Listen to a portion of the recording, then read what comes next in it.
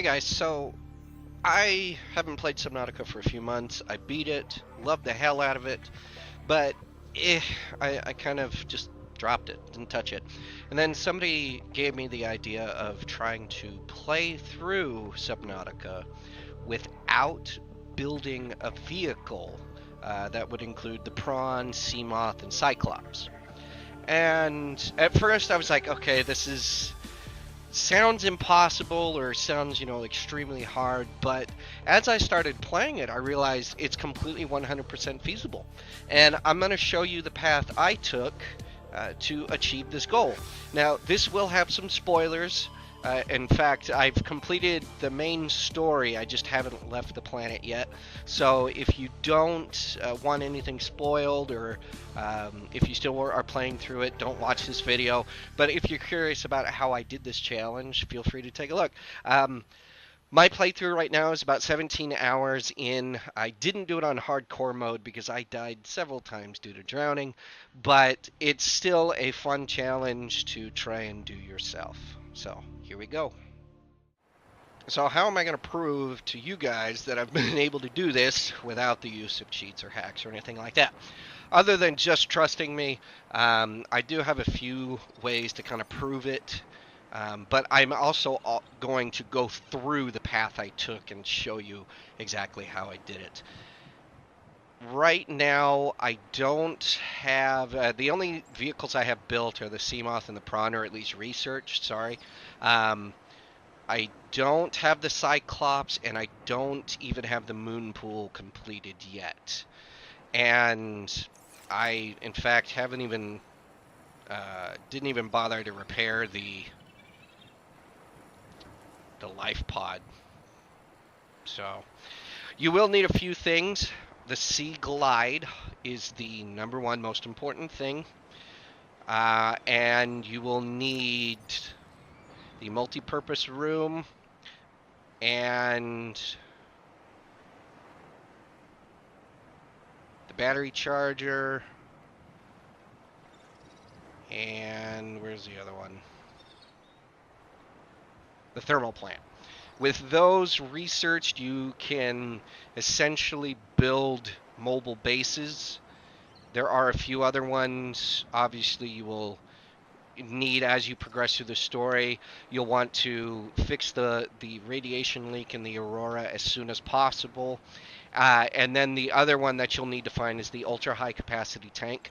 But you'll be able to get all of these with just your starting equipment and your Sea Glide. You will need a lot of batteries, but you don't have to build them. As soon as you can get to the Aurora, you will find more than enough batteries that you'll need. But once you're in there and able to get that fixed and you can find the reinforced dive suit, go ahead and build that. I did have the compass. It makes things a hell of a lot easier to find, but for the most part, if you know your way around, you won't need that. So let's go ahead. We'll get up top here. You'll see a bunch of... to kind of prove I also don't have any vehicles, you'll see absolutely no vehicles listed in my beacons. And I've just got a few of them. The best spot I have found to build a base that is relatively safe is over by the sea treaders. Now, since you won't have access to the prawn suit, getting large amounts of resources is kind of a bitch. And since you can't traverse long distances relatively easily at first, having a mobile base of operations is very important. Now, from the life pod, the Sea Treaders is about southwest. The one island is over there, and then the other island is over there. You can see those giant bubbly clouds. You'll want to head to this island first to get the habitat builder and all that. And along the way, you'll want to find as many remnants as you can for oxygen tanks, and then hopefully you'll be able to find that thermal plant, because you can't really do this without the thermal plant. That is the most important thing in all of this. So as soon as you can find that, you'll be a heck of a lot more prepared to do this. And it took me quite a while to find everything I needed. It took me about 10 hours to find enough parts to be able to do this, because a lot of this is just going up and to the surface with such little air at first. So and I also did this without the use of multiple tanks. The last thing you will need, and I completely forgot this, the rebreather. That is the most important, because without that you'll lose oxygen very, very rapidly. So once you're able to fix the Aurora and get the reinforced dive suit equipped, the rebreather is next. So I will speed up this footage as I travel here and show you where I built the first base.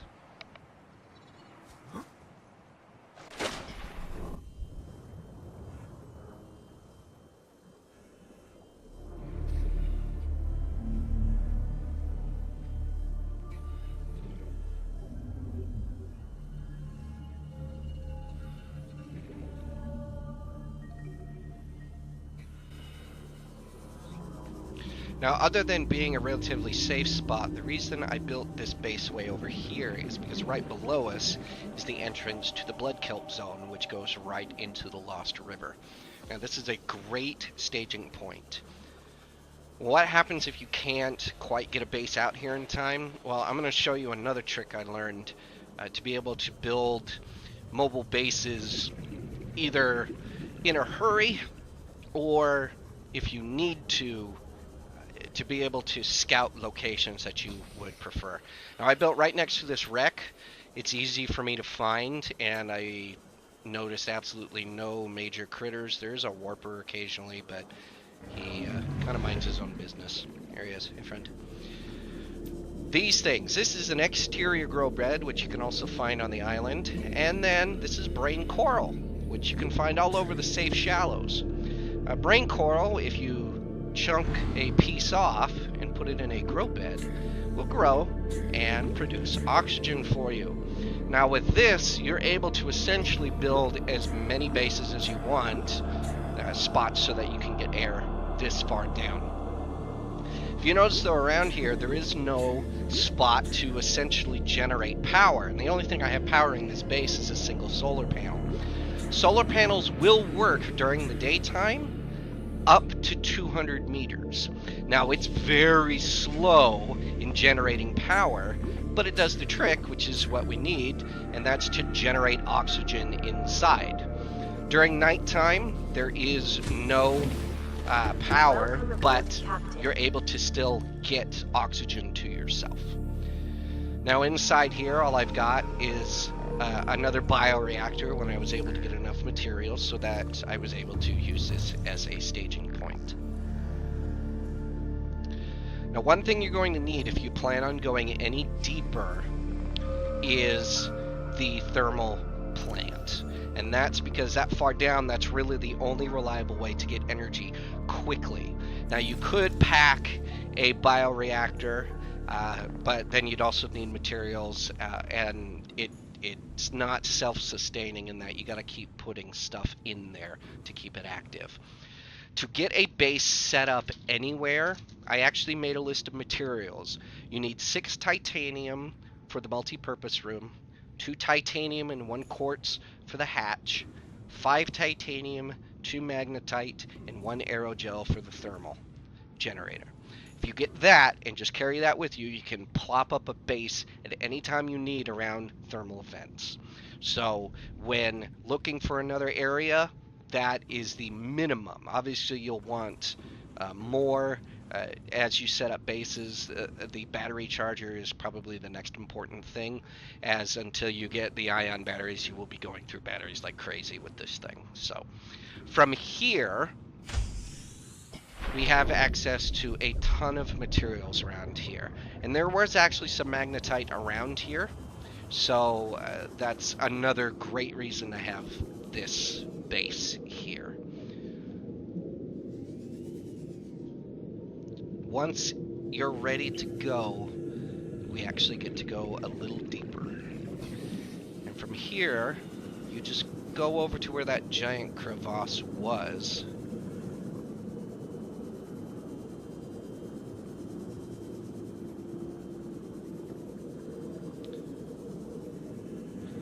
right here where there's a little land bridge over this crevasse,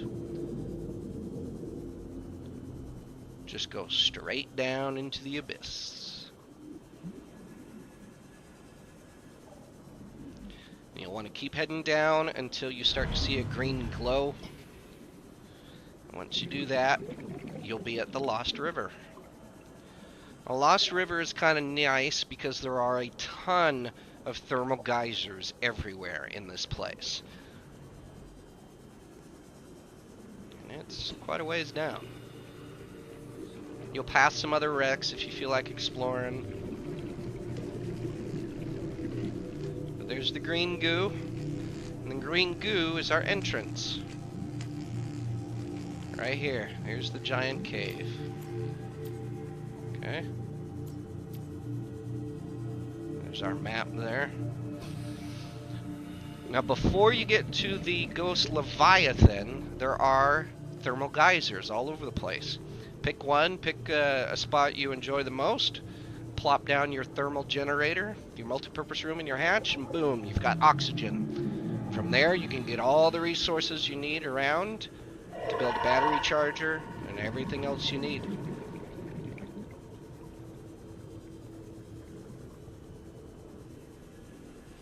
And this is a great spot because you're able to get to the destroyed plant and get all of the information you need here. And it looks like I didn't even bother to build one here because I knew where I was going. But yeah, it's still a good spot just in case.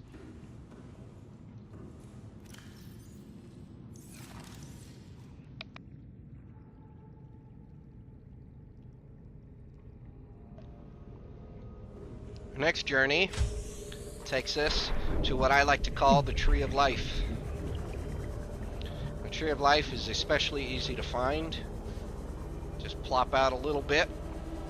Once you hit this wall here, just follow it all the way down.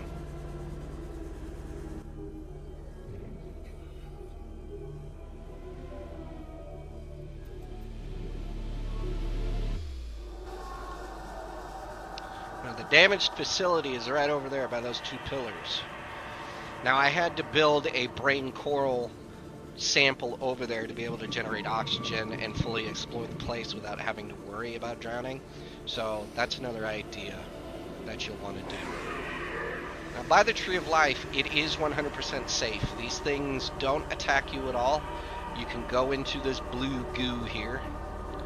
And right over here, look at that, vents.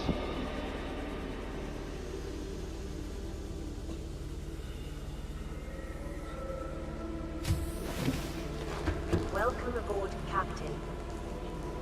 Now I spent a lot of time here, so I did build a battery charger because I was unsure how to approach the next section.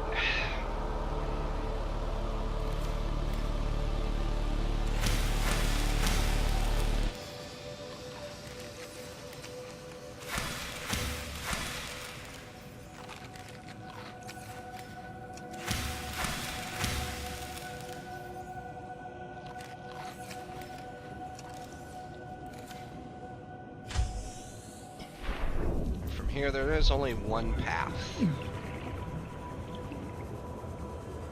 Just head in the back.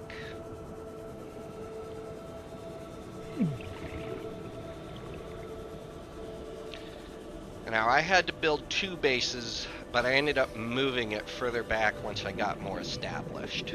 I'll show you where I built the first base, and then I'll show you where I ended up finally building the final base. Now you just want to keep hugging this wall, because as soon as the cliff drops off here, you'll just go straight down and underneath the blue goo waterfall. Right here. And then just hang a right. The nice thing about down here is that it's so hot, you can put a thermal generator basically anywhere along the floor here, and it will generate power. So you don't have to go as far as I did if you're worried about it, but it is perfectly acceptable. And like I said, I had to build one because I was unsure how far I could realistically go, but once I was able to figure it out, it worked out, and I moved my base further. So just keep following the path, and you'll see a waterfall right there. This is where I built the first base. I built it right here, and then once I was more comfortable with the area, I picked it up and moved it way deep down in here.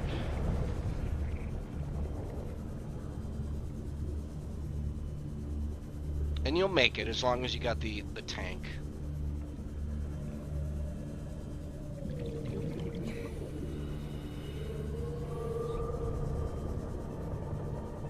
The reason I built it here is so I could access the thermal plant and then the final Sea Empress containment facility.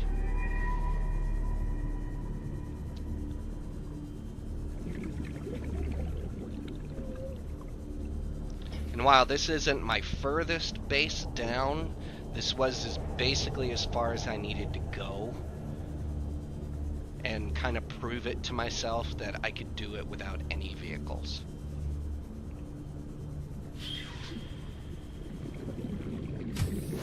Warning, emergency power only. Oxygen production offline. Alright then. Something must have happened.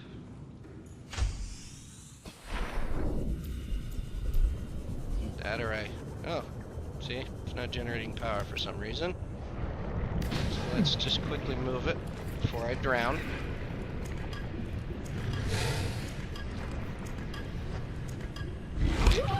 Ow.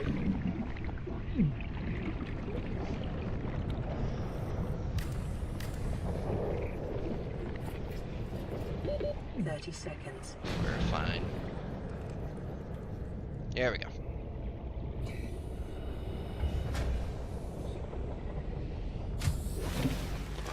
Welcome aboard, Captain. All primary systems online."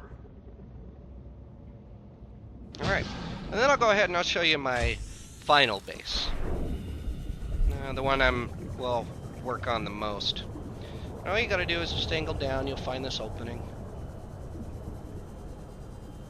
And it's gonna be very, very hot. You won't die from it, but you will take a bit of damage. And you might take more damage when you run into our friend, but that's okay. As long as he doesn't swallow you, you will survive. I don't even see our friend.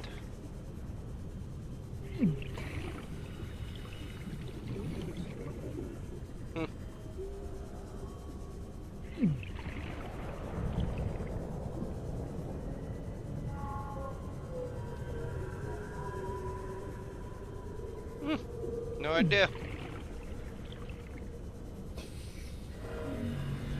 Oh well. My final base that I plan on spending a while in is right here.